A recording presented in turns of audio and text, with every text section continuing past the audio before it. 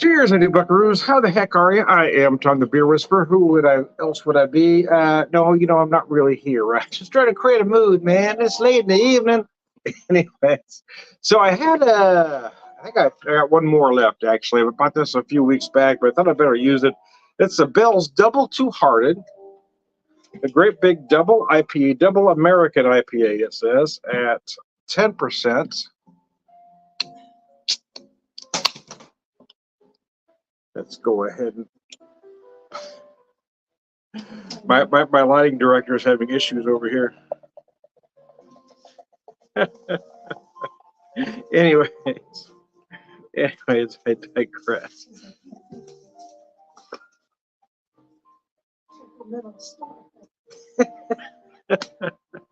I don't like having a shadow on the screen, man. Shadowy now? Yeah, it wasn't before. I told you it was working.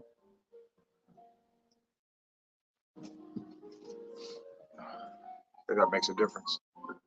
Minus the bats. I figured. No, actually, that doesn't make any difference at all. As long as that one back there is on. Anyway, I guess it did make a difference. I could see the can better with that one on, but it doesn't matter on the screen. Anyway, temperamental lighting directors.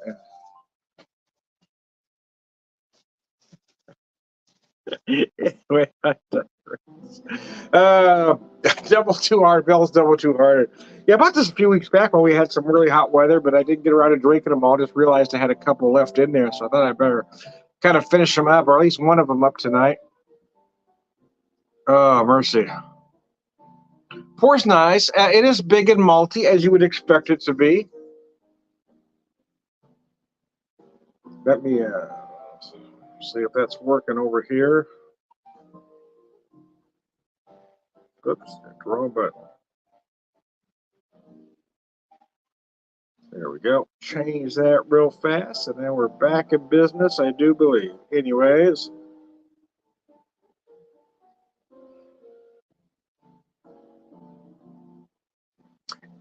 Now we're caught up. Now we're caught up with each other. Now I caught up with myself, man.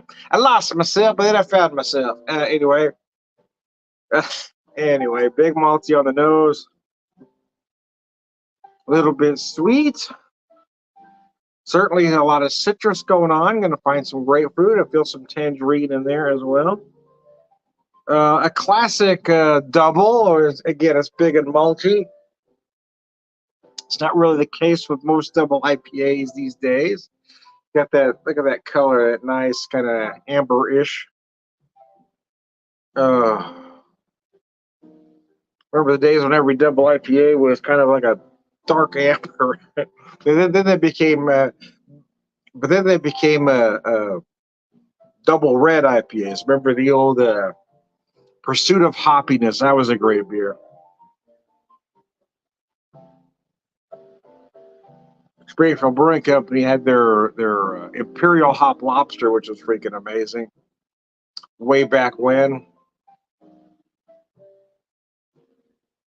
But it seems like the younger folks don't want any body in their beer anymore. They want basically hop juice. They don't want that hazy shit where everything tastes like fruit juice. Doesn't have any dimension anymore. No body, no dimension, just one-dimensional products. It's what the masses are looking for these days. Folks my age need to come to terms with the fact that we're no longer the demographic, or we're no longer steering this bus. We're an afterthought at this point. Anytime I'm traveling and I go into a brewery that actually has beer on the menu, I'm impressed, because there's not a lot of them out there anymore.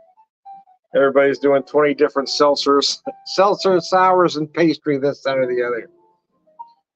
Brewers have found out they don't have to be good if they hide their flaws with every adjunct known to man.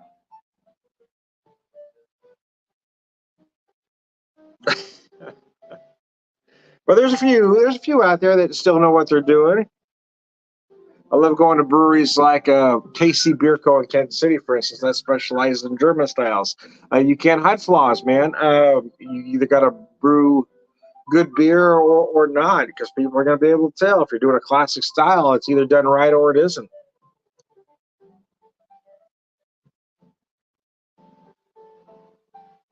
And the success of KC Beer Co. tells me that there are still people out there looking for actual beer.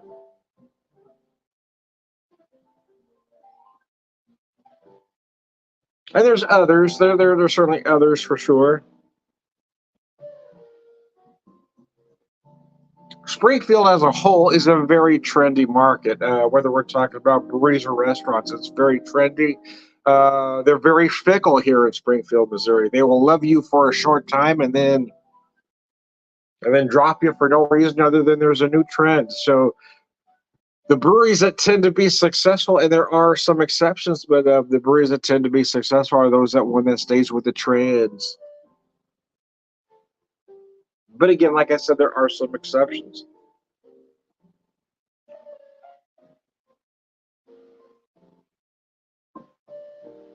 Because there's always going to be those that are looking for actual beer. There's always going to be those that are looking for, classic beer styles done right. So I think any brewery that does that consistently is going to maintain an audience.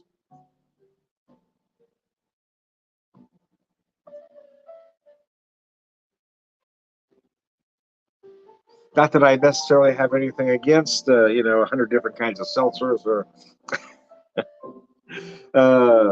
sours or pastries. It's just not for me. I do prefer the classic styles.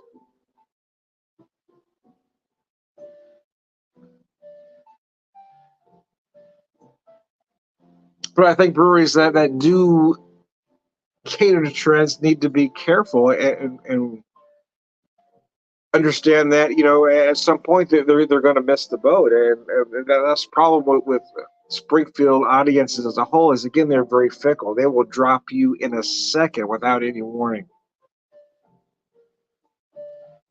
And it's not just breweries here in town. I mean, it's restaurants. You'll have a restaurant be extremely successful for a handful of months, and then all of a sudden it's gone, and there's no rhyme or reason. That restaurant didn't change anything. They didn't get worse.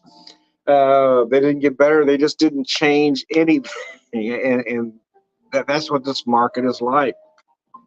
The breweries that will survive or that have survived here in Springfield are those that have been able to, cater to a specific audience.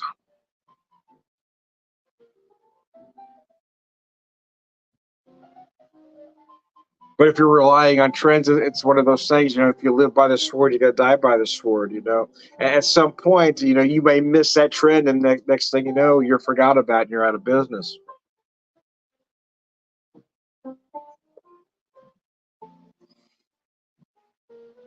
And I say it's tough here in town. I think it's tough everywhere. They're talking about craft beer numbers being down.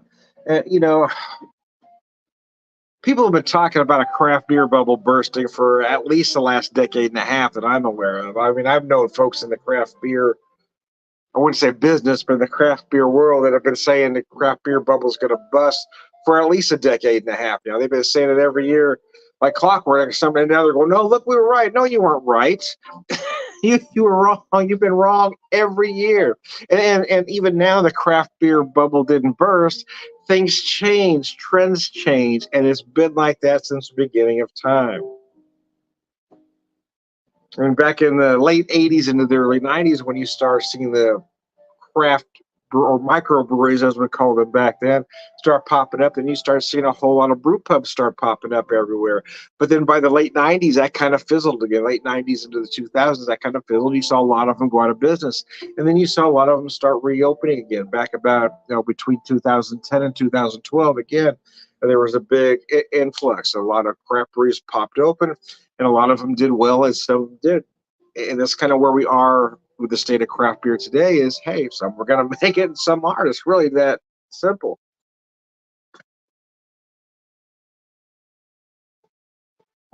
But you have folks drinking other things, right? You've got the popularity of seltzers. You've got people that don't want the calories that beer has to offer, and craft beer certainly carries a lot of calories because of the malt content.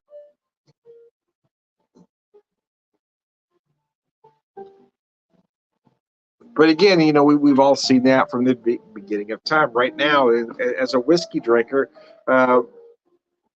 bourbon, the prices of bourbon are extremely inflated because, for whatever reason, it's become trendy.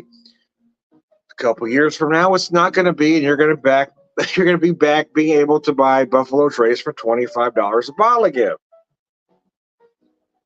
Things just go up and down. There is no bubble that's going to burst. There never was, there never will be. Things just change. It really is that simple.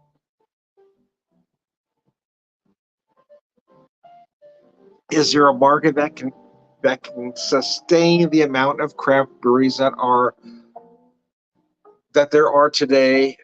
No. The short answer to that is no. But that's, again, that's not a craft beer bubble bursting. That's just the way it is.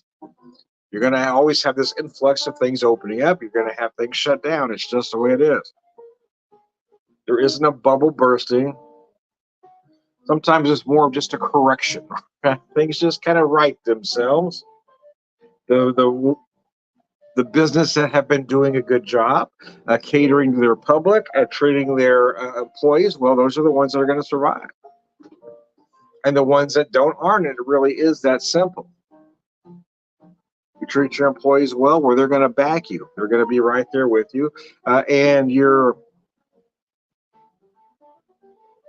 customer base will stay with you. But if you're just an all-around asshole, at some point, yeah, your customer base is going to abandon you, and so are your employees. Then you're going to blame everybody but yourself for why you failed. There's been a couple, 3 breweries like that here in town. I went out of business, and they blamed everybody but themselves. There's one in particular that only lasted a couple of years, and when they went out of business, they put this whole nasty ass post on social media, basically blaming everybody, blaming the whole town, and didn't take any personal responsibility for the fact that they just didn't make a good product.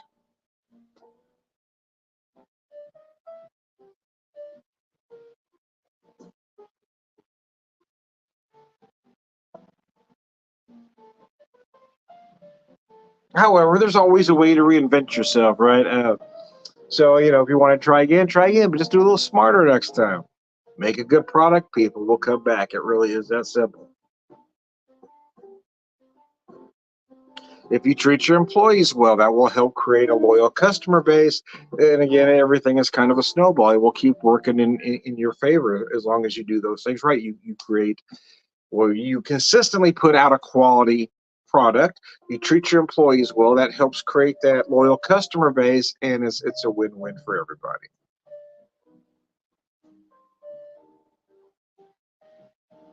Everybody's happy.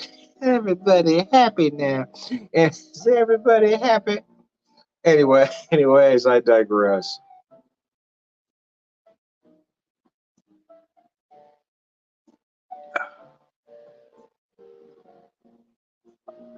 I stopped and have one of these. I had a couple cocktails earlier in the afternoon after I got home from work. Then we took a little break, watched a movie, had some dinner.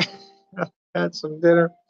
Well, let me have a beer now. I think I'm going to go back to whiskey though. I've been having issues drinking beer lately. I just haven't. I don't think I'm digesting it well anymore for whatever reason. But even just drinking this one now, I'm feeling awful bloated, even though I haven't got through the first one. I'm not sure what the issue is. I'm just getting old, man. Shit happens.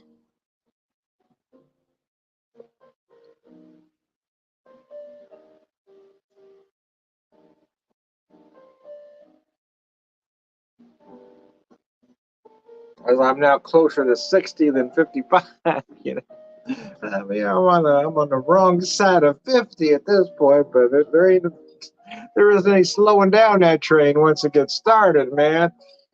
You're just gonna get old until you don't anymore. Oh. I do like this one though. I've always been a fan of double IPAs, but again, I do like one like this that is, for lack of a better phrase, an old school double IPA.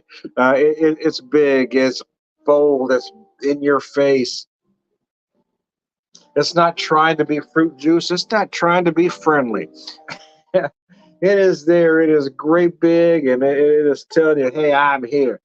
So there you go. Anyway. Uh, oh, monkey bus. Yeah, but I just get so bloated drinking beer anymore. I have a hard time. Oh,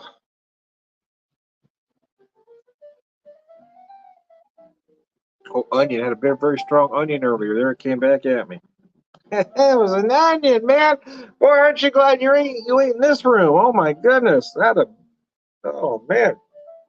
That was bad, man. Oh, fucking nuggets and gravy. That is good beer. But yeah, I mean, it is big. It is a one and done for me. There's no point in having two of these because your palate is shot, right? It's done. It did its thing. It did what it had to do. It took one for the cause. But yeah, there's no point in having two of these because your palate's already gone. Anyways, I digress. But I digress, man.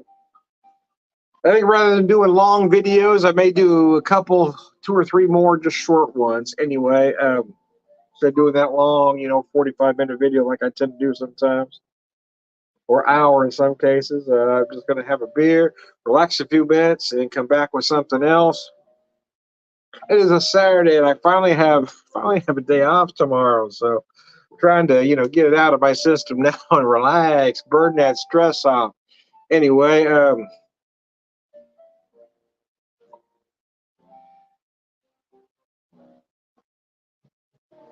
I have to find a backdrop. That music's going to put me to sleep, though. We're gonna have to do something, man. Anyway, I digress. I am Tom the Beer Whisperer, Beer Evangelist, prolific beer drinker, purveyor of wisdom, man.